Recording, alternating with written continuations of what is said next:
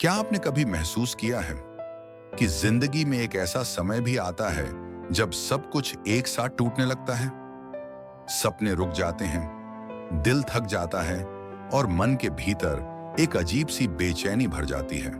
तो आज आइए हम मिलकर उन 6 देव देवताओं की बात करें जो हमारे भीतर छुपी हुई शक्ति को जगाते हैं।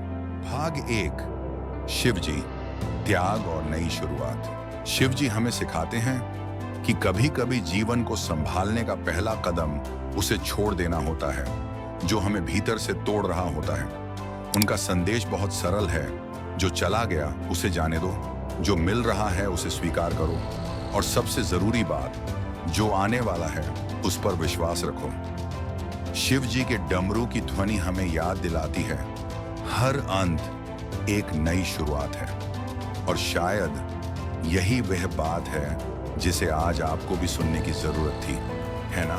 भाग 2, श्री कृष्ण जी, अपने मूल्य को पहचानो। श्री कृष्ण कहते हैं जीवन का सबसे बड़ा संघर्ष दुनिया से नहीं बल्कि अपनी ही शंका से होता है।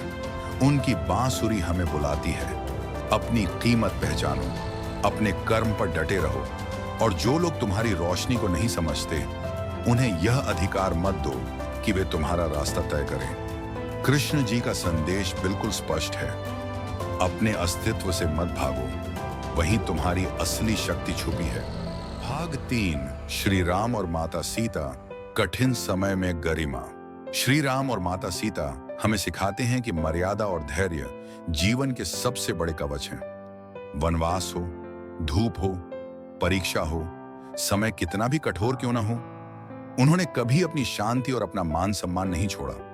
उनका जीवन कहता है हर रात केवल रात नहीं होती, कभी कभी वह बस एक परीक्षा होती है। और यदि आप भी आज किसी परीक्षा से गुजर रहे हैं तो याद रखिए, राम और सीता ने भी हर अंधेरे को सुबह में बदला है। आप भी बदल सकते हैं। भाग 4, गणेश जी, डर के बावजूद शुरुआत। विघ्नहर्ता गणेश जी सिखाते हैं पहला कदम सबसे कठिन होता है, लेकिन वही एक कदम पूरे रास्ते को आसान बना देता है। उनका संदेश है रुकावटें बड़ी नहीं होती, हमारा डर बड़ा होता है, और जब हम डर से आगे बढ़ जाते हैं तो नए द्वार अपने आप खुलने लगते हैं। सीधा जुड़ाव। शायद आप भी आज किसी नई शुरुआत को टाल रहे हैं, तो बस आज पहला कदम उठाइए, सिर्फ पहला।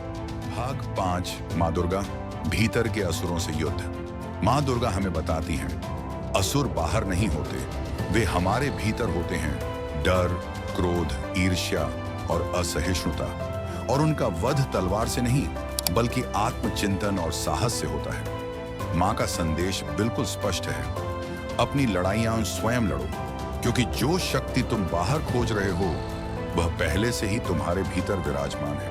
भाग 6, हनुमान जी, भक्ति और कर्म। हनुमान जी सिखाते हैं जब मन थक जाए तो भक्ति शक्ति देती है, और जब परिस्थितियां रुक जाएं तो साहस रास्ता बनाता है। उनकी निष्ठा हमें याद दिलाती है जो कार्य सही है उसे पूरा अवश्य करना है, चाहे रास्ता कितना ही कठिन क्यों ना हो।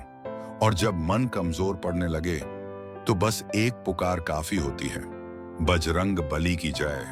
इन सभी कथाओं का सार एक ही है, तुम्हारा जीवन तुम्हारे ही निर्णयों से बदलता है, और इन सब का निष्कर्ष यही है, तुम अकेले नहीं हो, तुम्हारे भीतर भी देवत्व है, और तुम्हारी कहानी अभी समाप्त नहीं हुई है। आज बस इतना याद रखना, जिस बदलाव की तुम तलाश कर रहे हो उसकी शुरुआत तुमसे ही होती है।